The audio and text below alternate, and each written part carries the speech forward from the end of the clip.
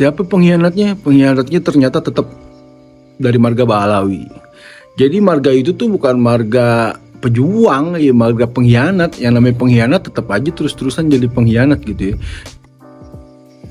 Assalamualaikum warahmatullahi wabarakatuh. Balik lagi sama gue Bang Zaini.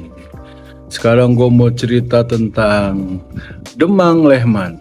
Jadi di Kalimantan Selatan itu tuh ada pahlawan namanya Demang Lehman. Jadi Demang Lehman ini nih adalah anak buah dari Pangeran Hidayatullah dan Pangeran Antasari. Kenapa dia dinamain Demang? Karena dia itu orang kepercayaan dari Pangeran Hidayatullah. Jadi zaman dulu kala tuh ya, waktu Sultan Banjar itu meninggal, Belanda itu ikut campur.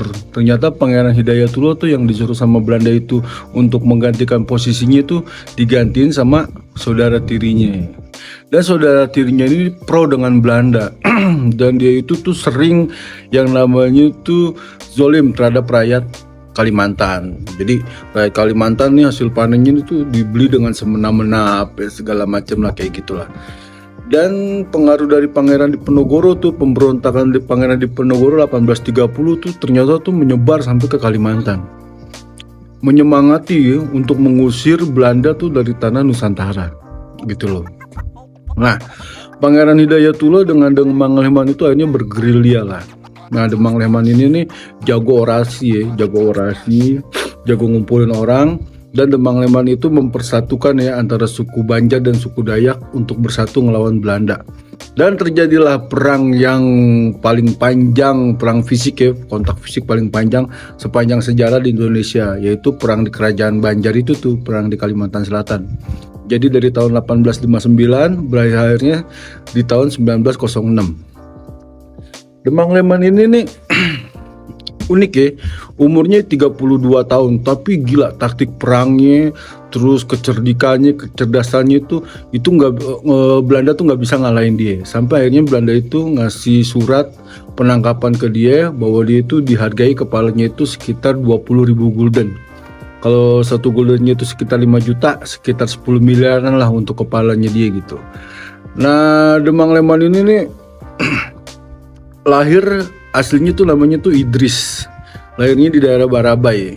Sampai akhirnya terkenal itu Demang Lehman itu merebut benteng Tabaneo gitu.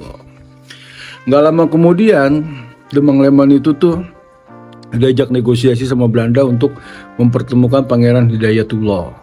Akhirnya ada Haji Isa deh kalau nggak salah waktu itu tuh berkhianat. Pangeran Hidayatullah akhirnya mau berunding dengan Belanda. Pas berunding malah Pangeran Hidayatullah itu akhirnya dipenjara. Nah akhirnya gara-gara Demang Lehman ini integritasnya tinggi tuh sama pemimpinnya, Demang Lehman ini akhirnya ngadain pemberontakan, membebaskan Pangeran Hidayatullah tuh dari penjara. Pada tahun 1862 akhirnya Pangeran Hidayatullah tuh ditangkap sama Belanda dan diasingkan ke Cianjur. Demang Lehman tetap perang.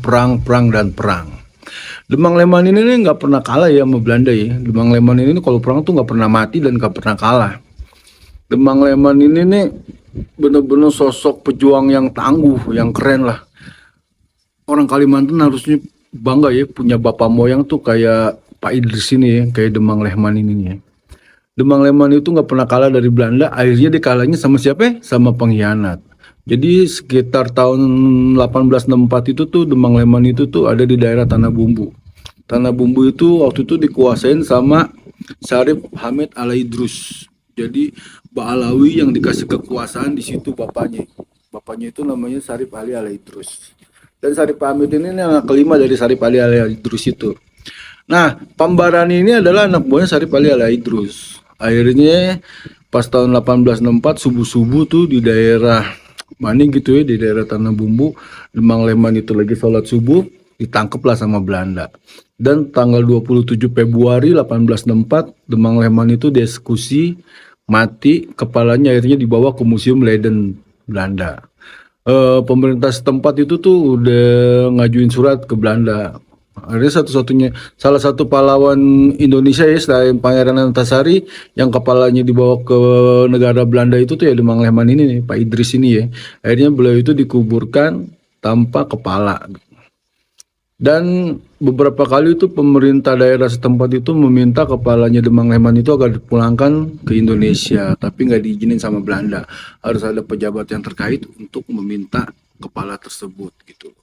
Jadi menurut gue sih, mudah-mudahan dengan vlog gue ini nih, lobby-lobby pemerintah Indonesia itu untuk memulangkan kepalanya Demang Leman itu bisa lah dari Belanda ke sini gitu loh.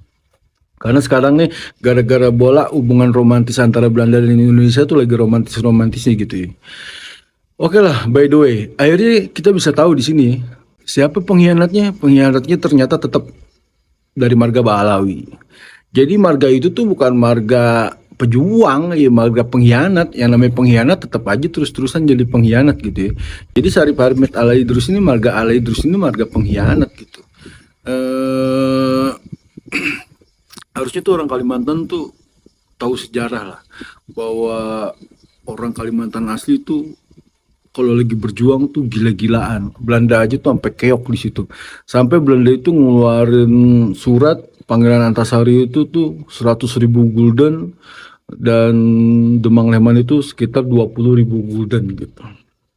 Nah, yang bisa kita ambil pelajaran dari sini apa ya? Kita tuh mesti bangga sama nenek moyang kita. Nenek moyang kita tuh pemberani, umurnya 32 tahun tapi gila prestasinya kan, ngancurin benteng Belanda di sini, benteng Belanda di situ. Yang paling keren adalah yang paling besar itu pertempuran di Sungai Barito. Jadi Belanda itu kapalnya itu masuk ke Sungai Barito, disikat-sikatin sama pejuang-pejuang Indonesia itu waktu itu. Jadi nenek moyang kita itu pemberani. Nenek moyang itu kalahnya tuh cuman sama pengkhianat doang gitu loh. Yang disangka dia orang baik ternyata ngianatin. Beberapa kali kan nenek moyang kita tuh hancurnya tuh sama pengkhianat. Makanya kata Bung Karno itu tuh, perjuangan saya mah lebih lebih ringan daripada perjuangan keturunan saya nanti. Nanti keturunan saya itu berjuangnya lebih berat karena melawan bangsa sendiri yang jadi pengkhianat sendiri. Sekarang bukti udah ada, fakta udah ada, bahwa Ba'alawi itu ternyata tuh keren pengkhianat. Boro-boro cucu Nabi itu sering banget tuh ngianatin pejuang-pejuang bapak moyang kita. Masa kita masih nerima bahwa dia itu cucu Nabi? Sekarang udah terbukti ya secara faktual bahwa kliennya dia tuh nggak ada yang berani tes DNA. Satu pun nggak ada yang berani tes DNA. Ada yang berani, Ahmad Sahab tes DNA, sekarang diudak-udak sama dia. Sekarang haplogripnya dia itu adalah Yahudi Ashkenazi. Sekarang udah ada data, udah ada fakta, udah ada bukti secara ilmiah, masih zone aja, masih itu aja. Kayaknya mesti dipertanyakan lah, lu manusia apa bukan gitu. Jadi gitu aja ya, mudah-mudahan vlog gue tentang Demang Leman ini nih bisa memperkenalkan anak cucu gue. Ternyata selain pahlawan-pahlawan yang ada di buku-buku SD yang kita pelajari sejarahnya di sekolahan, ternyata ada lagi pahlawan yang keren seperti Demang Leman yang sampai kepalanya aja tuh dibawa ke negeri Belanda gitu. Jadi gitu aja ya. Assalamualaikum warahmatullahi wabarakatuh.